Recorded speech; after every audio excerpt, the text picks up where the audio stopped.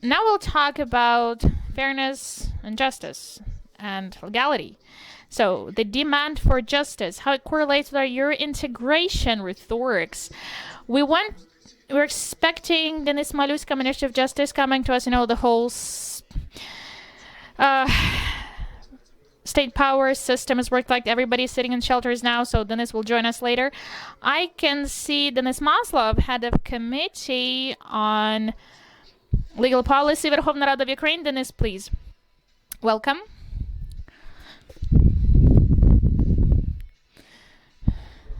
Thank you. And we have a small problem because due to the A-raid alert, we can't have Ihor ZHOVKVA with us, Deputy Head of Presidential Office of Ukraine.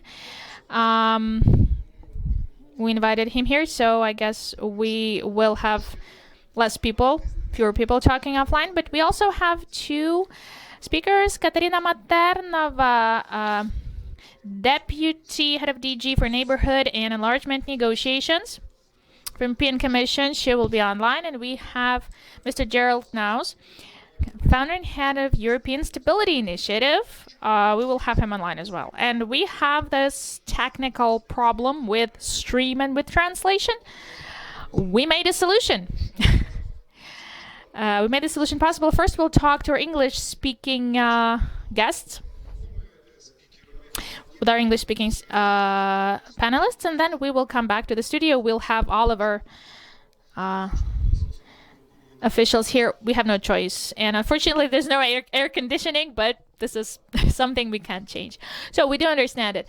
All right, tell me, please, do we have Ms. Katarina MATHERNOVA with us? Hello? Yeah, please come help me. Yeah. Sorry, we have some problems technical. There was an alarm in Ukraine. That's why we are sitting in the shelter. And Ms. Katarina, one short question. Now, today in Ukraine, on our conference, we are talking about whether Ukraine is ready to join the European Union. My question is the next. Is the European Union ready for the accession of Ukraine? Can you hear me? Can you hear me? Oh, yes, now I can hear. Absolutely, thank you. Sorry for this trouble.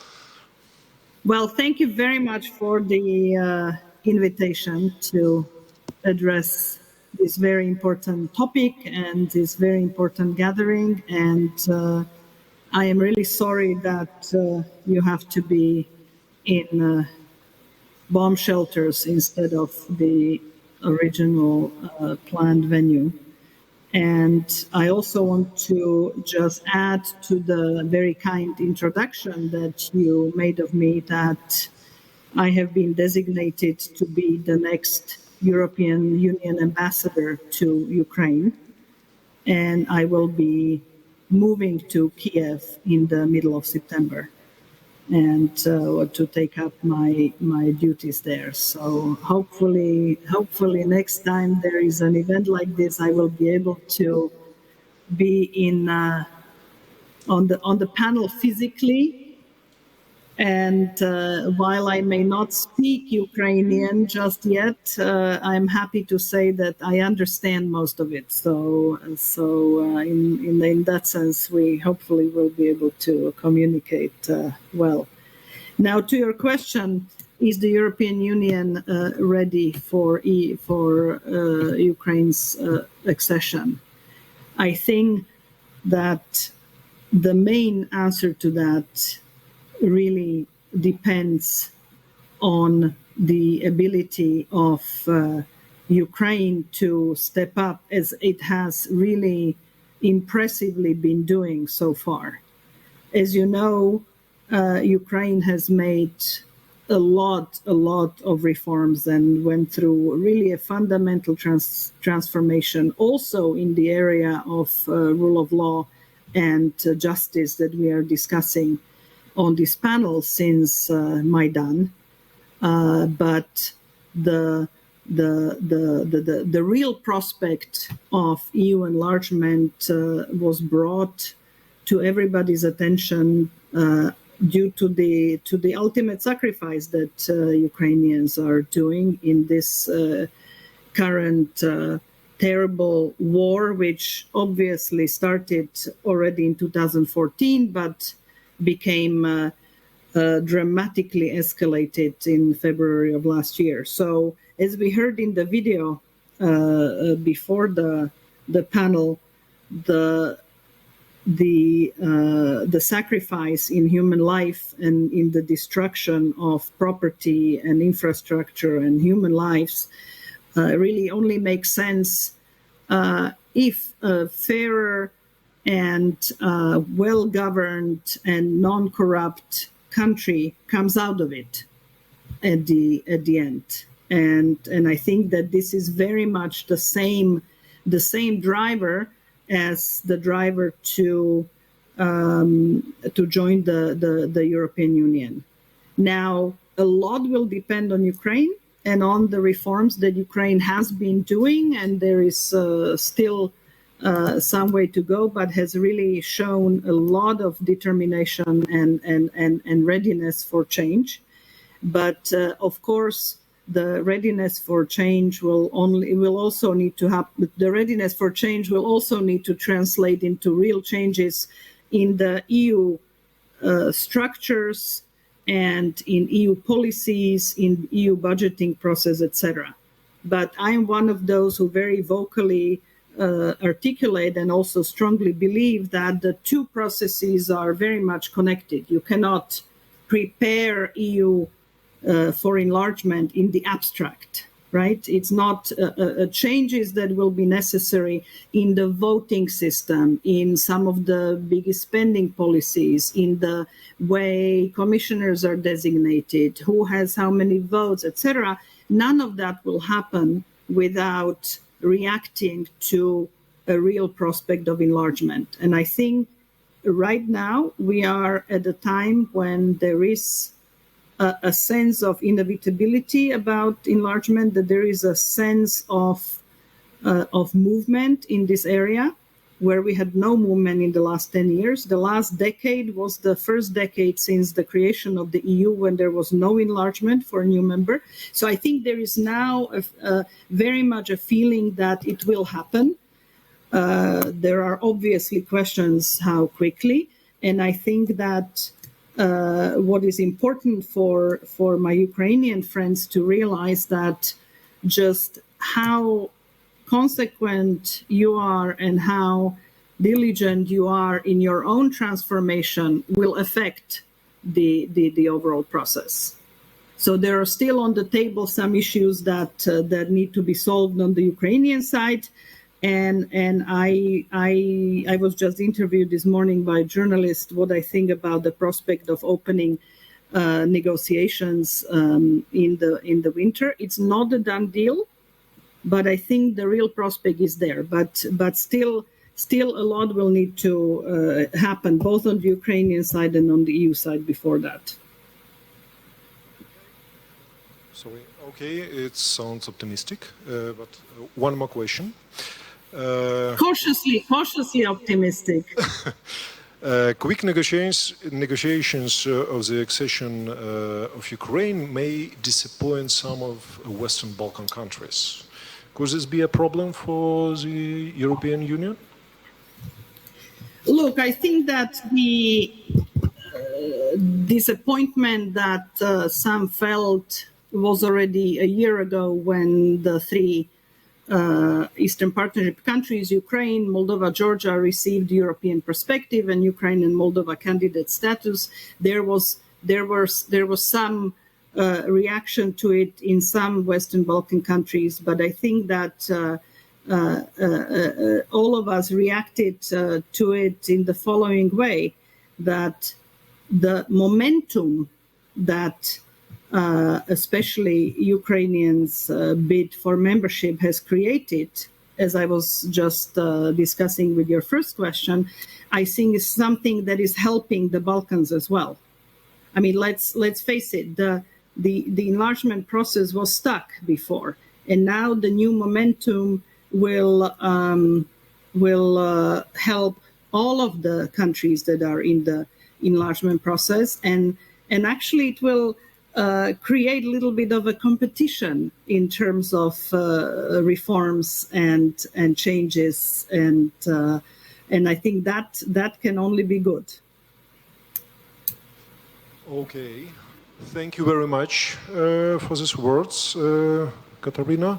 Це була Katarina Maternova. This was Katarina Maternova, Deputy Head of DG for Neighbourhood and Enlargement Negotiations of European Commission. And we have with us Gerald KNAUS, Founder and Head of European Stability Initiative. Yes, hello. Fine, thank you. Two short questions, if you will be so kind. For your opinion, which is essential in the process of expansion of the European Union for Ukraine? Interesting. Well, first of all, thank you a lot for this opportunity. And like Katarina Maternova, I would very much like you, and I hope there will be an opportunity very soon. All of Europe admires what Ukraine is doing, and in the field of enlargement, it is very clear, as Katarina Maternova pointed out, that we are talking about enlargement seriously today in Europe again because of Ukraine, because of the vision of your government and your civil society that is pressing for this even at a time of war. But to answer your question, of course, it depends in the end on the reforms done in a country. But it also crucially depends on how the European Union approaches the accession process. I was just coming back from the Balkans yesterday. I spent a few days in the Western Balkans.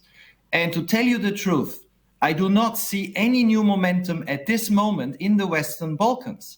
Not a single chapter has been opened with any of the Western Balkan countries that are in the accession process in the last 6 years.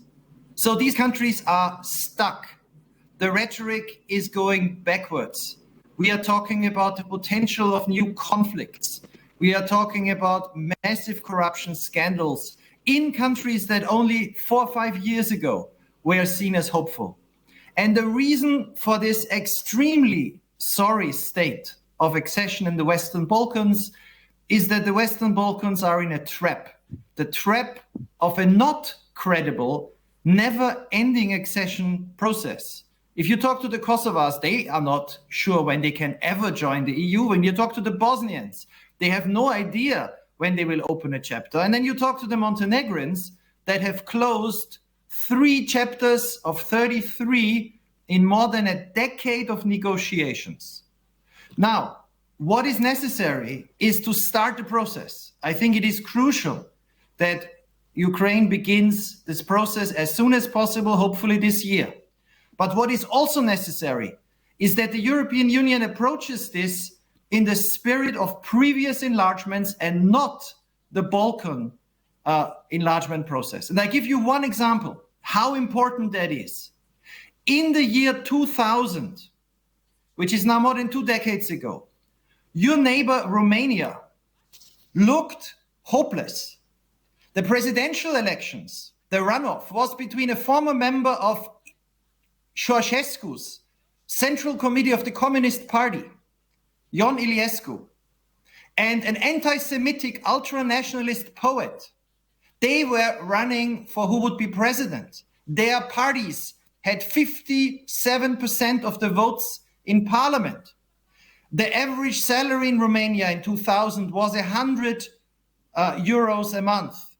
Foreign direct investment was only 3%. Corruption was rampant. This was when Romania started accession talks in 2000. And 6 years later, the country was transformed. The prime minister in 2000 was put in jail for corruption. Civil society was strengthened. And just in economic terms, Romania, which used to be poorer than Serbia at that time, is today richer than 5 other EU countries. and stands at 77% of the per capita GDP in purchasing power parity of the EU average. It's been a tremendous success. And the reason Romania was successful, and so many other countries, was that when accession talks started, everybody expected them to end within a few years. So what is important, to answer your question, is the energy in Ukraine, the clear pro-European orientation of the government. But it is also important that when this process starts this year, the spirit in which EU member states and European institutions approach it is the spirit in which they approached the enlargement after 2000, which is a spirit that within a few years, and latest by 2030, Ukraine will actually be integrated into the European Union. Then, and we can discuss how you get to this signal that it's credible, then you can avoid the Balkan trap. And in your opinion, what is the biggest advantage and the biggest problem on the way to the United European Union for Ukraine? Well, I don't think there's ever been a candidate with the kind of aggression, the fact that you hold conferences like your conference under the threat of being bombed with part of your territory occupied. I mean, this is absolutely unique. And that also means that in many ways, the European Union really must take this into account when it says, you know, is Ukraine ready to start accession talks? Of course, you are as ready as Turkey was in 2005 or as Romania was in 2000, because the conditions under which your reformers are working are unprecedented. So this is, of course, a huge drawback to work on the details of EU legislation while you also have to fight this war. Your biggest advantage, really, and I don't say this to flatter Ukrainians, but I'm here in Berlin, and the delegations that come from Ukraine, ministers, when your president comes, but also a succession of civil society representatives who plead, talk about Ukraine, talk about what Ukraine needs. They are among the most impressive delegations that members of the Bundestag, ministries here in Berlin have seen in years. They come, they are focused, they know what they want. They know why this is important for the European Union. They are eloquent. I think your biggest asset is not only the story you are telling, because there is a reality behind that story. It's the enormous energy in your society, that what you are doing is really decisive for the future of the whole continent. And if Europeans see that, they will support you. And that has, of course, happened until now, and it needs to happen even more in the next few years. Thanks a lot, Mr. KNAUS. Gerald KNAUS, засновник і голова Gerald KNAUS, founder and head of European Stability Initiative. So we have our participants. Mr. ZHOVKVA, I guess, cannot join us right now. Well, but we can join people from the hall. We'll have more time for questions. We will try to have a question-answer session right now. Okay, so we will talk about fairness and legitimacy, okay, and justice. Okay, my English was so poor just to hold this discussion right now. Yeah, as a dog, I understand everything, but it's hard to talk, hard to formulate. Well, but the issue of Western Balkans and Ukraine, okay, it's about fairness and justice. Like, okay, we're all equal when it comes to EU accession. So they started earlier, so theoretically they should already be there, but it's not the case. Alrighty, so when we talk about justice and fairness, let's start with Mr. MALYUSKA, Minister of Justice. So, personally, since February 24, what I've been amazed with, considerations that human rights, which are the priority in EU, in Ukraine, well, we guarantee with the Constitution, and we actually fight for human rights to be protected and enjoyed, for us to have those rights guaranteed by the state, and obligations, of course. But in order to protect those rights, during the martial law, we have to limit the rights, okay? And these are limited by Constitution and legislation, bylaws. Okay, for example, men cannot leave Ukraine and go abroad, men of certain age, and also limiting the freedom of speech. We can give a whole list of that. You as a minister, what is your vision? How can we avoid this ambiguity? And we may actually get used to these violations of human rights for the sake of something else. We have one microphone, so I will give you mine, okay? Good. Thank you so much. I was warned I'm gonna get some complicated questions. For the question. Not an easy one, of course.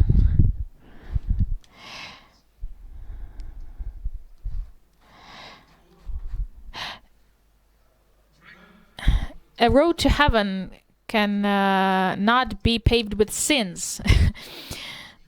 No. Good intentions coming to hell. It's a little bit different. Okay, I'll rephrase just. Okay. A road to heaven cannot be paved with sins. As a rule, it goes like that. But in this case, I think that there's a simple solution. We should not step while paving the way. We should still stick to these general rules. If we limit the rights only within the scope allowed by the Constitution and European Convention or international agreements, which regulate the warfare, if we are at war, so we stick to the Geneva Convention, of course. If we keep the war prisoners, we feed them, we ensure their rights are protected according to our international obligations, even if Russians don't do that with their war prisoners. So we still don't fall out of these standards, international standards and European standards. We just took a little bit broader rail or a broader road, allowed by international standards. And these standards were narrowed down. When the war is over and when we get the victory, we will go back to that again when the martial law is over. So I don't see huge risks for us coming to this pre-war state with all the guarantees to protect and ensure the rights and freedoms fully, regardless of the war context. And I don't think that we will have this habit. We'll get used to it, because the society is less tolerant right now to any limitations of human rights comparing to 2021 and earlier. The war is prolonged, no 2 or 3 weeks, as Aristovich said. So the society demands this gradual return to pre-war guarantees. And that's what we're doing. The government is doing that. I apologize for being late. I had important meeting with the MPs. We discussed the draft laws on e-declarations. So if we suspended, if it was okay to suspend it before the war, now nobody tolerates that. So despite the war, we still go back to these pre-war standards when it comes to transparency of government's actions, control, civic control, publicity, the obligation of officials to be open, the story with procurement for the military. Previously in Prozoro we had nothing. Now all the procurements, you can actually get it in Prozoro right now. So we're going back. We're not diving in this limitation regime. We're not diving deep. I don't see big risks here, honestly, to be honest. What's with the MPs? What's with the e-declaration? It's not just, 800,000 people must provide their declarations. The results of the meeting with MPs. Okay, we have the dialogue. Still, it's ongoing. And the head of the National Corruption Prevention Agency, I just want to talk to him after the panel. Yes, after the panel is over. But I have a clear understanding that e-declarations will be returned. with all the best standard, and it's not the discussion if we need to bring those back in general, but we discuss how exactly should we take the security risks into consideration to be open, but at the same time not to force military who are in the trenches. We don't want them to think how they should provide e-declarations. No, absolutely. We want to have this targeted, correct law in this difficult time, but also to ensure that we establish the responsibility for officials and ensure that they act transparently. We can invite Mr. Novikov to our conversation. He actually wanted to. I want to speak to Mr. MASLOV. Denis, you represent the Committee of Verkhovna Rada on Legal Policy. Okay, so this reform track, justice reform track, the court and justice system reform track, it's one of the most painful. But it's like we're coming to this straight road. Why it's the most painful? It's a long term. It lasts for years. At first glance, it may seem that no changes are there. Statistics and sociologists tell us of the opposite. I took some information.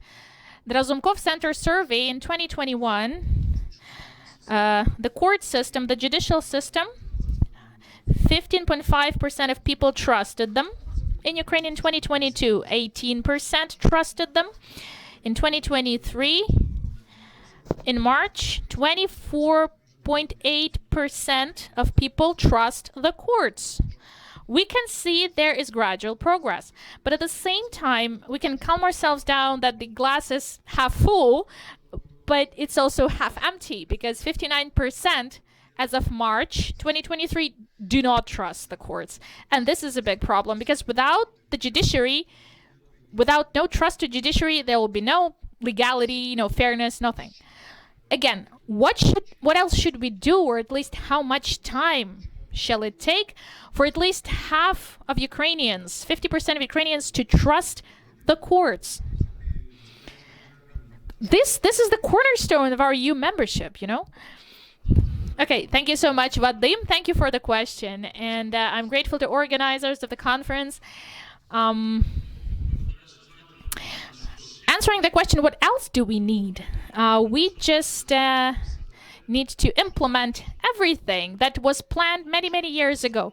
Something the parliament is handling right now, the president and the government all together, they're working with that. Something that we have been discussing for a long time with our international partners and with the representatives of civic society. Honestly, in 7 recommendations of the European Commission, 2 first recommendations were directly related to the rule of law. I can tell you, just put it in a simple way. Technical regulations, parameters, just we can actually harmonize these. The rule of law issue, I'm pretty sure about that. The rule of law itself is the precondition. This is the key thing. Without it, there will be no effective and successful negotiation process. We won't have this successful process with the EU, and no accession is possible. Therefore, you told us that they trust more. People trust more. Okay, so this is the result of so many steps taken, and the result of the judiciary system that is changing, and they were transforming itself. When we go back to the track of European integration, look, the 2 requirements are fully covered by the parliament. Okay, first, adopting a law and implementing, enforcing the law on the competitive selection of the Constitutional Court judges since 2016. It's already there in the Constitution, the clause.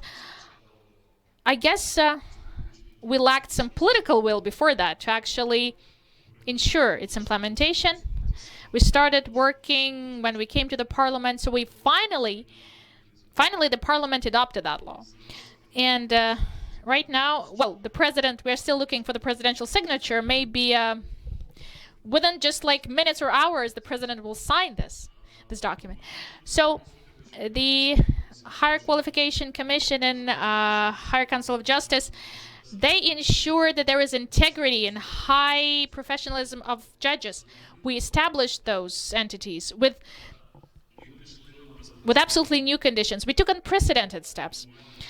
Before we actually established these two higher judiciary bodies, we involved international partners as well. Those organizations taking part in competitions. It was absolutely public and open to avoid any kind of political impact on the processes. This has to ensure the maximum integrity and professionalism in the judiciary. We did it, actually. There are no precedents in European Union with that level of openness of our competitive procedures for the Constitutional Court positions for the higher bodies. So right now, the committee I'm leading, what we're doing, first of all, changing the procedures of recruiting and selecting the judges. Almost 2,000 vacancies. For you to understand, 4,500 of those functioning, 2,000 of 1/3 is empty. We don't have people. We still have to get those judges from elsewhere. Our committee prepared a draft law, and right now it's on the stage of finalization. We're almost there. So we, of course, involve actively the civic society to selection. We change the procedures. For 2 years, we can't recruit them. We have to do it very fast. We wanted it to take 9 months. And the expanded involvement of civic society in recruitment and selection procedure and saving money. We will have the procedures faster, but less costly and more effective, concentrating on identifying people with very low integrity. Let's say these people should be kept away from the system. We changed the procedures of disciplinary liability. It's really important. 10,000 of complaints we have there. So our committee, together with representatives of our international partners, 3 projects, and representatives again of civic society, we managed to process 1 draft law. Two draft laws. 1 is voted, and soon we'll vote for another. Disciplinary inspectors, selection and recruitment. And we again bring back those disciplinary proceedings. It's important to ensure the integrity. So many steps so that you're looking at me. I'm taking so much time right now. Okay, yeah. All right. No. I took the microphone, so I will. I just want you to understand, all of you. The country, well, many talked about it. Nobody was in that kind of environment, when they moved to EU. Never. What is really, look, right now we're in the bomb shelter, people. We're hiding from missiles. When it comes to reforms in justice sector, when it comes to integrity, control over integrity, for the judiciary, for the judges, and other legal professions, we will not stop. I guarantee we will definitely ensure that rule of law. Trust me, other EU countries will take us as an example. And right now we're sitting in the shelter. Why am I saying that this is really Russian aircraft, Russian missiles will never stop us in our reforming process and on the way to EU accession. Thank you. Thank you, Denis. Thank you so much. I'm looking at you, not because you're saying something wrong. You're saying this is my professional flaw. I'm also always checking the time. Why am I looking at you so attentively? You're saying very, very good things, correct things. But there's one tense moment of the conversation. We have legality, we have justice. Okay. What is fair, what is legal? Let's call it like that. 2 months ago, one of Volyn City Council MPs, his proceeding was closed because he didn't declare something, but it was already a year or 2. So according to the law, his case was closed. Is it that was fully legal, but that wasn't fair? I'm not a lawyer, but when I do see that people are driving cars being drunk, some violations, if, for example, if the case is expired, nobody can do anything. It's like fully legal, but it's not fair. It's purely abstract, but the sense of fairness, people want to know that everything is fair, but when people hear that everything's legal, it's according to the law. When I hear that we're doing this, la la la, this is important, but I don't have a feeling that this will generate the fairness sensation. That fully transparent competition will give this sensation of fairness and will not, and the next head of, let's say, Supreme Court will not be taken with millions of bribes. It's much more complicated question. Well, maybe Mr. MALYUSKA, the minister, will answer, because it's not the jurisprudence. It's not maybe in your scope of competence, but maybe from your life experience. Just, yeah, and share the microphone. Thank you so much. Honestly, this question, it's in the debates, it's discussed for centuries, I can tell you. So even the Anglo-Saxon legal system was developing, so they once got sick of their system, so they decided to have these justice courts. So yeah, or fairness courts. So the civilization is leading this battle like for centuries, and we're not the pioneers in that. And we even have some blocks already built in to communicate properly, to articulate these decisions, because based on ethical rules, they are away from the publicity or like public discussions. This is not their profession. It's not their working rules. They're not paid for it. So the one who comments the court decision the most, who gives the press releases, not the courts, not the judges. They do it with poor quality and a limited amount.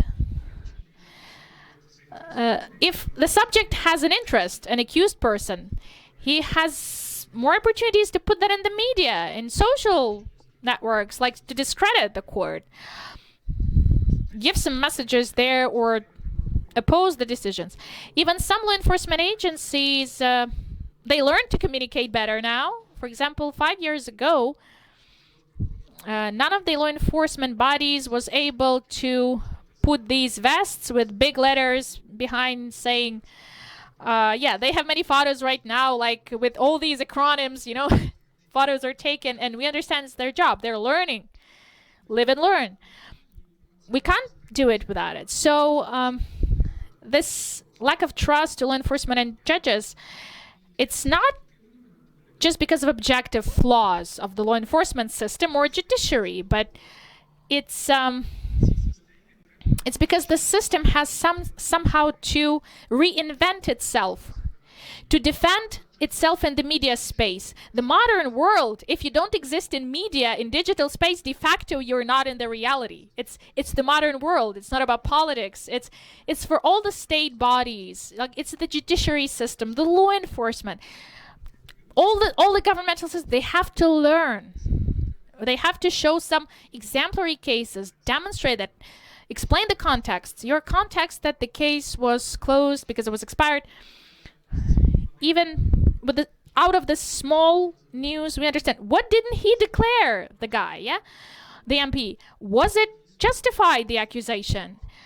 If he didn't declare something, it was intentional or some social danger. If the prosecution interpreted the law properly, like, what are the details? Closing the case as expired one is just a good way to save your reputation, to save the reputation for prosecution. Well, all these stories, and it's about proper communication, it's important. Law enforcement are not trained by anyone. And they don't have budgets for it. They don't have these talented people for it, let's say. But this is one of the steps. When it comes about essence, you know, the core of the process. So the head of the Supreme Court got almost $3 million of bribe. That's a shitty thing. But Still, it's a good message for all the judiciary system. Any person who violates the law can be accused and held liable. This is a success story for international partners as well. Even for those who do not realize, they managed, by their recommendations, Ukraine managed to build this anti-corruption system. We are able to catch the head of Supreme Court with such a bribe. It's a good indicator. It's a good KPI. So we managed to tackle that KPI. The top of the judiciary system, those who are in the private sector lawyers, nobody has a doubt that there is corruption. It's there. But this one was caught, okay? This one was. It will be a bad situation if we catch a second one. It means that we failed with the first, but with the first one, it's still a good story. It's a success story, okay? Okay, I have one remark. I agree that with the expiry days, there may be nuances, but I'm a citizen of Ukraine. We're about to become a part of EU, and I'm afraid that prosecution cannot say, yes, we were wrong, but they try to save their reputation in any way. This is not the European model of behavior, okay, guys? Okay, just then give it to me. Then give the mic back. All right, I will take this microphone as a captive. Okay, so this is a good story, and yes, in Western developed countries, a prosecutor can just calmly say that, okay, saying, I will not support the accusation, I will not put it to the court, because this is his professional opinion that there is no perspective. In Ukraine, we don't have that procedure, that I focus on the key thing and I don't have resources or like vague perspectives and I can discretionally do it. I will not support it. We don't have this kind of model. We don't have discretion. None of the officials have it. None. No civil servants. We all just like sheep going in the same direction, breaking ourselves on the wall. You can't show that you are ineffective. You can't demonstrate that you can't get a result. It's better to act like that instead of taking responsibility and getting a discretion, because you will break yourself into a wall being inefficient as a civil servant or a law enforcement or prosecutor, or you can go to prison. In Western countries, they got rid of that. They have discretion, and sooner or later we'll be there. But so far, we have to play with different tools, analyzing the case, allowing it to expire, because other proper mechanism, it's not there. How to get rid of it with fewer consequences, let's say. We're still not there. Okay, thank you. Okay, I got the mic. Cool. So, the fairness, yes, it's legal affair. I'll tell you. I asked the dress code for the event. When I asked the dress code, they told me you have to wear a jacket. I took this like typical suit, but I already lost the habit. But Mr. Denis minister came in a jacket, but okay, he feels he came in this casual jacket, and I have this classical jacket, so it's different. It's not fair. If seriously, what is the recipe for us to have this feeling of fairness? Yes. One of the effective steps is, I think, inclusive dialogue. Okay, I'll explain what that is. Many representatives of civic society, legal professionals, just citizens, they say this is done wrong. It's unfair. It's unfair. Okay, stand up and become the part of the changes and be responsible for it. Let's do it all together. So each and everyone who feels that there is lack of justice and fairness, activists or professionals, sometimes they feel the lack of fairness as well. They have to become the part of the changes. Okay, changing something inside at your level, coming to higher levels, drafting the laws and feeling as a part of the process. Only then you have the understanding where the country is moving. Then you understand what you want to achieve and how exactly, with what means. And then you understand that you're the part of the process. You're a block of the structure. And then you can't just come and say, there's lack of fairness in the country, because it's harder to give that statement. You already are a part of change. You bear the responsibility as well, and you are a participant. And then you will have more understanding between the judiciary branch and the society. As I understand it, when people say that we need to increase the level of trust in society to judges, judiciary, in general, I formulated differently the purpose of any reform, any judiciary reform. In a healthy society, as I say, we must have something like that. The judiciary branch and the society, between them, we have to reload the philosophy of relations. The society shouldn't attack the judiciary, but protect. And the judiciary must protect the society. Okay? Mutual protection. Because independent judiciary branch, it's in the interest of society. They protect society, and they protect each individual from any incorrect steps of legislators or executives. But when two other branches or someone illegally wants to affect a judge or the whole institution, then the society should protect the judiciary. When they will start protecting each other, I'll say, Vadym, we did it. We have the judiciary reform complete, and we definitely, it's gonna be fine. So this is the feature of a healthy society. Thank you. Do I want to live in that society? I do. And I just want to engage Alexander Novikov to conversation, but my colleague stole him for some comments. We will, again, have only 3 of us in the conversation. I agree with you fully, but I should note also that there is some similarity, it's metaphorical, some similarity in the attitude to courts and to journalists, to TV hosts. As a TV host, I can compare us because television is a team play, teamwork. A lot of people, editors, directors, I don't know, journalists, many of them. The TV host is bringing this to people on the screen. If it was made badly, poorly, no proper information collected, the TV host is responsible. People start saying the TV host was a shitty one today. With the judiciary, the same, okay? Because quite often, judiciary system cannot do anything if the accusation is prepared poorly. A judge is sticking to the law, and there is no chance to actually put the person in prison because the case itself is lousy.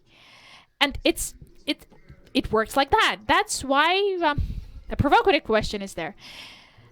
Our law enforcement system, its intellectual, Ukrainian legal system, its intellectual level, is it enough for us to ensure justice?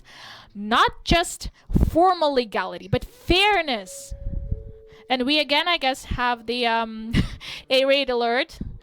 It's not the end. So I'm interested in, just briefly, please, the intellectual level of our law enforcement system globally, okay? What do you think about it?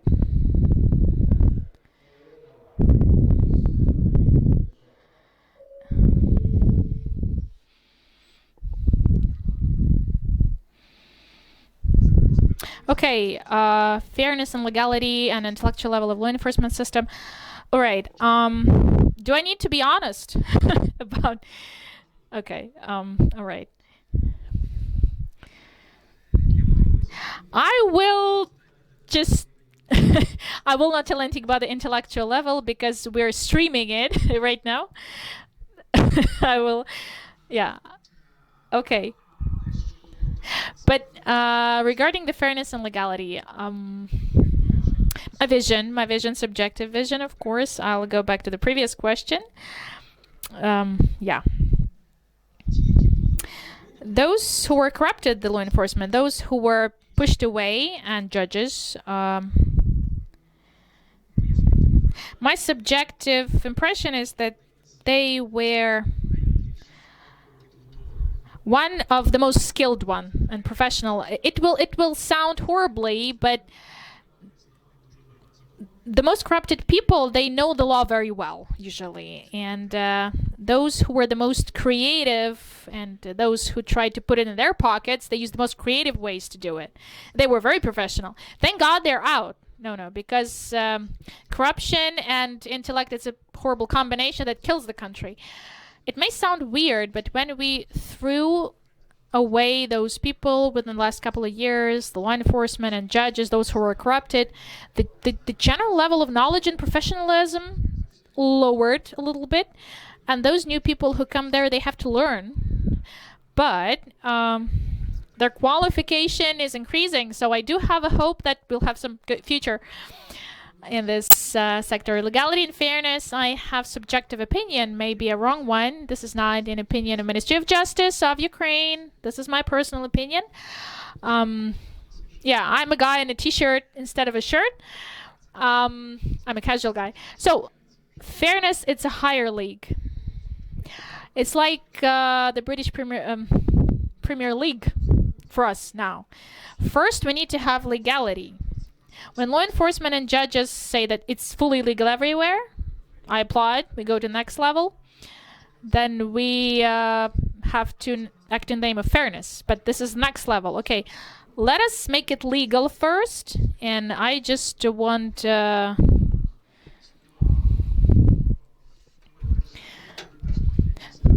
I just want to meet my colleagues, also the law enforcement and judges, saying, what you ask, it's unfair and not legal, so just forget. This is a cool thing, yeah. Because if we do take this system, if you stick to the law fully, just only stick to the law, we'll have a huge unfairness level. And it's always fair when it's legal, because sometimes people interpret fairness as total neglect to the law. And quite often subjective, corruption-related stories. I had these cases when there were illegal seizures a couple of years ago. From Yanukovych property was under illegal seizures. We were bringing the property back to the owners, like acting legally, but then media started saying, oh, the minister is defending someone from Yanukovych team. Yeah, and I had regularly those accusations. And yeah, but okay, he's an owner. Yanukovych ran to Russia, but there is an owner, and it doesn't mean that someone has to take it. If someone is a legal owner, you can't just take it. If he is a legal owner. Someone said that it's fair you have to take the property away. Sorry, law is first. And now partially this thing works with the Russians. It's quite an unpopular message, but still we have Russians who are owners of some small property in Ukraine. Not those supporting aggression and oligarchs, no. Those who... sometimes you have to defend those as well. Understand me properly. Before we confiscate the property in the interest of state, it doesn't mean that you can take it. No. People cover themselves with fairness and bad intentions. Let's stay in legality, let's say realm, and then come to fairness. So we have different people, like everywhere, with different level of professionalism, the law enforcement, judiciary, but yeah, you're right. Thousands of people who actually perform their functions. Just like with you, you'll just see the TV host, yeah? And the majority are professional, people with good intentions, but what we stick more to are, these failure stories. Two things are important. Why the judiciary branch functioning is crucial? Because when we talk about law enforcement, if they come with materials at pre-trial investigation or the stage of trial, they go to the court. If the law enforcement agency shall not have, or if they don't have confidence, the judge, investigating judge, or the court with closed eyes signs the motion or search warrant or the arrest warrant, whatever, any decision, then they will feel and understand, law enforcement and people, that the fully competitive intellectual professional process is ensured in the court. Then the law enforcement and the lawyers and representatives will be obliged to improve their professionalism if there will be a fully competitive process in the court. So the second part is specialized education, legal education. We have to mention it. You cannot have a fully functioning judiciary reform. I don't like the word judiciary reform, but we won't have changes in the sector if we don't have a reform of legal education. Not everybody, not all the departments and universities teach lawyers. Okay, all these people get their diplomas, then go to delivery services, McDonald's, or they become law enforcement, and then people ask, where is the professionalism? Okay, it's the reform of the legal education. It's in the focus of attention of our Committee on Legal Policy. I think that we have the same idea with the Minister. Legal education should be transformed. This is a part of the general change, a big change. Thank you so much. I do support you. Do we have questions? Okay, we have questions. I'm the only person with a microphone, so I'll walk. Burning some calories today. Okay. Ihor Burakovsky, Institute of Economic Research. We are the think tank, independent one. Yes. These are abstract things we have to find solutions for. I have a practical question. We discussed today the 50 billion euros shall be provided to Ukraine to fund our future recovery. And we all are preparing this plan as a background for this funding. A short remark and then a question. The European Union will evaluate the plan within 4 criteria. 2 criteria, the content, and 2 criteria. First, the mechanism of control over the implementation of the plan should be offered by Ukraine. Another criterion, the mechanism to control, offered by the European Union. So, with all the problems that we have today, are we ready to offer the credible system of control to EU, not to disappoint our partners? The money shall be given quarterly. The system of control should be really, really very effective. Who's ready?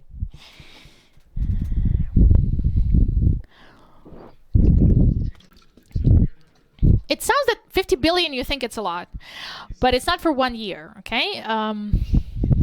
You're a think tank. You should be taught that first, yeah, you have to listen to the answer in full.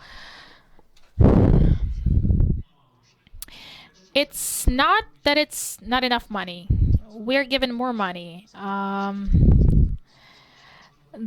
budget is mostly funded by our international partners. The intensity of money flow is even higher than planned with the European program, and we wouldn't be given the money if international partners weren't sure that we are able to control it. There will be a system of control, of course.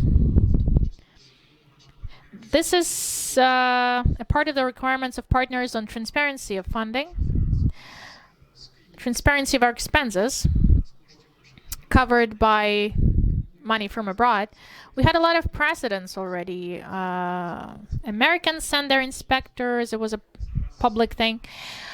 Right now, our international partners are fully synchronized with us for us to make this fully transparent, the declarations, e-declarations to be restored, and many other things, which will justify the idea that Ukraine is transparently and we are fully controlling the funds of our partners. And it's not just because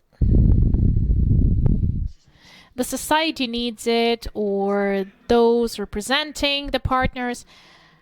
We won't get the money if there is no effective control system.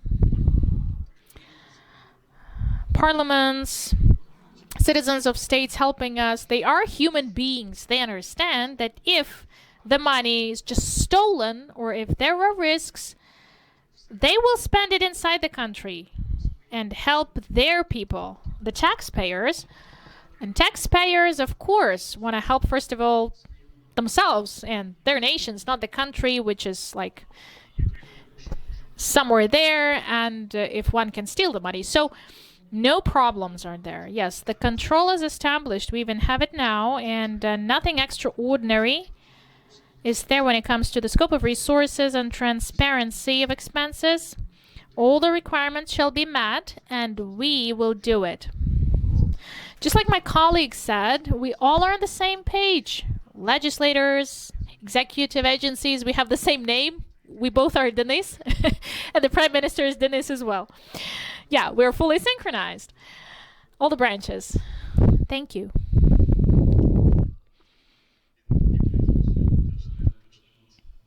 Yeah, we have our surnames starting with M. Two of us. Okay, the mechanism. This is the prerogative of executive power branch. I am a legislator. The committee, our committee is responsible for reforms in the justice sector. I can tell you and I can confirm what Denis says, that first of all, it seems to me this is not like a huge resource of what we spend, how partners help. Yes, it's a serious amount of money, and now we have the mechanism of control. I can't say that this is a huge immense amount of money, and those expenses, the expenses we have are even bigger, but we need the money. We as the MPs will be ready to analyze the necessary steps within the model offered, but yeah, executives, they should lead the process. So it's not about the private money. We speak also about engaging private money for recovery. But I want to say that the National Security Defense Council decision signed by the President, it stipulates that we need to establish an institution in Ukraine to protect the rights of investors and protect investments. It's more for private sector, of course, but right now we work on the model, on the possibility to implement it. I think it may happen that some mechanisms or the jurisdiction, if we make a decision to establish it, some mechanisms of the jurisdiction of that institution will also cover the control over expenditures of funds we get from partners. Thank you. Gentlemen, thank you so much.